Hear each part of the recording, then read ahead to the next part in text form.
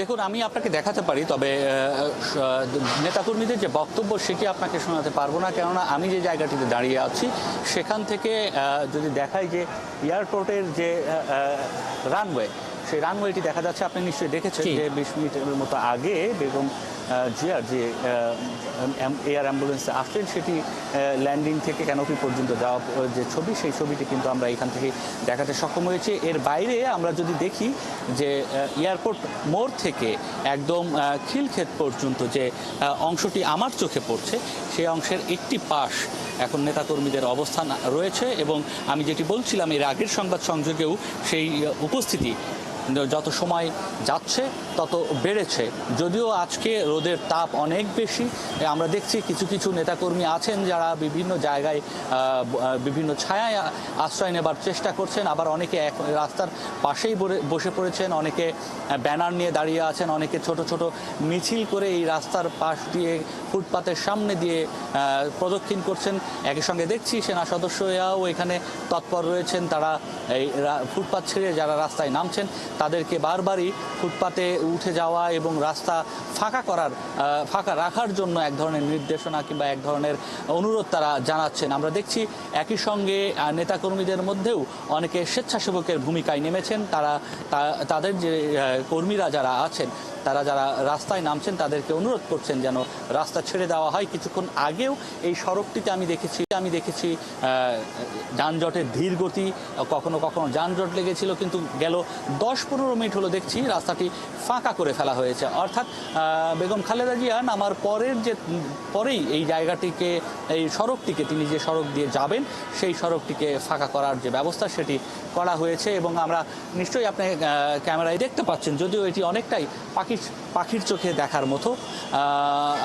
নেতাকর্মীরা দাঁড়িয়ে আছেন এবং একই সঙ্গে স্লোগান দিচ্ছেন, নানা ধরনের দলীয় স্লোগান দিচ্ছেন এবং তারা যে উচ্ছ্বাস, সেই উচ্ছ্বাস প্রকাশ করছেন তেমনটিও রয়েছে। এবং আমি এখনও দেখতে পাচ্ছি যে অনেক গাড়ি কিংবা মিনি ট্রাকে করে এখানে নেতাকর্মীরা এসে উপস্থিত হচ্ছেন। এবং যেটি আমি এর আগের সংবাদ সংযোগেও আপনাকে বলছিলাম যে পুরো সড়ক জুড়ে, অর্থাৎ এয়ারপোর্ট থেকে গুলশান 2-এর বেগম খালেদা জিয়ার যে ভাড়া বাসা ফিরোজা, সেখানের পর্যন্ত যে পথ, সেই পুরো পথে কোথায় কোন ব্যানারে নেতাকর্মীরা দাঁড়াবেন সেটিও কিন্তু নির্দিষ্ট করে দেওয়া আছে দলের পক্ষ থেকে। একই সঙ্গে আইন শৃঙ্খলা সদস্যরাও এখানে কোন কোন সড়ক ব্যবহার করা যাবে, কিভাবে ব্যবহার করা যাবে সেটির যেমন একটি নির্দেশনা দেওয়া হয়েছে। আপনি জানেন যে ওভারব্রিজ অর্থাৎ এক্সপ্রেসওয়েতে ব্যবহার করবার জন্য আজকে 2 স্ট্রোক ইঞ্জিনের যে যানবাহনগুলো রয়েছে, মোটরসাইকেল কিংবা সিএনজি, সেগুলোকেও কিন্তু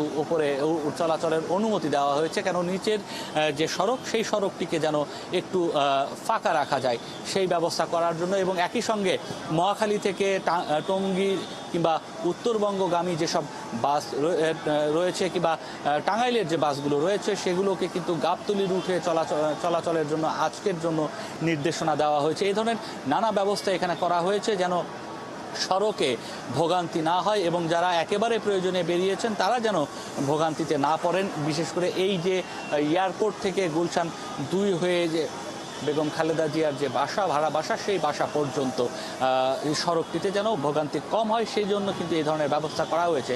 আমি দেখতে পাচ্ছি যে নেতাকর্মীরা অনেকেই যারা এই রোদের থেকে বাঁচার জন্য এই যে সড়ক, এয়ারপোর্টের যে সড়ক, সেই সড়ক থেকে এক্সপ্রেসওয়ের নিচের যে অংশ সেখানে ছায়ার নিচে অবস্থান নিয়েছিলেন, তারা অনেকেই কিন্তু আবার সড়কে এসে পড়ছেন। অর্থাৎ তাদের কাছে হয়তো সেই তথ্যটি এসে গেছে, কিছুক্ষণের মধ্যেই এই সড়কে দিয়েই বেগম খালেদা জিয়া তার বাসায় ফিরবেন, যার কারণে এই নেতাকর্মীরা যারা ওই এক্সপ্রেসওয়ের নিচে আশ্রয় নিয়েছিলেন তারা এরই মধ্যে সড়কের সামনে এসে অবস্থান নেওয়া শুরু করছেন। এবং এখানে আমি জানিয়ে রাখি যে সকাল 7টার কিছু আগে যখন আমি এখানে আসি তখনও দেখেছি যে ছোট ছোট মিছিল নিয়ে সেই ভোর সকালেই অনেকে এখানে এসে অবস্থান নেওয়া শুরু করেছেন এবং সময় যত গড়িয়েছে সেই সংখ্যা ততই বেড়েছে। এবং আমি আরও একটি বিষয় আপনাকে একটু দেখাতে চাই, আমার সঙ্গে ক্যামেরা পার্সন ফারুক আছে, তাকে অনুরোধ করবো একটু ক্যামেরাটি যদি সামনের দিকে নিয়ে যান তাহলে দেখতে পারবেন যে সড়কের এই যে এয়ারপোর্ট থেকে বের হবার যে পথটি, সেটিকে যেমন সেখানে যেমন একটি যানজটের সৃষ্টি হয়েছে, একই সঙ্গে ওই পাশটি কিন্তু ফাঁকা রাখা হয়েছে বোধ করি। এয়ারপোর্ট থেকে হয়তো কিছুক্ষণের মধ্যেই বেগম খালেদা জিয়ার গাড়ি বহরটি বেরিয়ে আসবে এবং যার কারণেই এই ধরনের ব্যবস্থা এখানে নেওয়া হচ্ছে। এবং আপনাকে জানিয়ে রাখি যে আজকে যে বেগম খালেদা জিয়া দেশে ফিরছেন প্রায় 4 মাস পর। আপনি জানেন যে জানুয়ারির 7 তারিখে তিনি তার বাংলাদেশ ছেড়ে লন্ডনে যান তার চিকিৎসার জন্য, এবং 4 মাস পর তিনি বাংলাদেশে ফিরছেন তার 2 পুত্রবধূকে সাথে নিয়ে। এবং যার কারণেই এখানে যারা দলীয় নেতাকর্মী যারা এখানে উপস্থিত হয়েছেন তাদের মধ্যে এক ধরনের উচ্ছ্বাস এবং স্লোগান, মাইকে যে স্লোগান দেওয়া হচ্ছে এবং নানা ধরনের উচ্ছ্বাস প্রকাশ করা হচ্ছে, সেটি কিন্তু আমাদের কান পর্যন্ত এসে পৌঁছচ্ছে। এবং আমরা তাদের যে স্লোগান থেকে আমরা দেখছিলাম যে তারা যে রাজনীতিতে নতুন করে বিএনপির চাঙ্গা হওয়া, একই সঙ্গে তাদের যে দাবি দেওয়া, সেই যেগুলোও কিন্তু এখানে বলা হচ্ছিল এই স্লোগানগুলোতে। একই সঙ্গে দলের যে স্লোগানগুলো রয়েছে সেগুলোও কিন্তু এখানে দেওয়া হচ্ছে।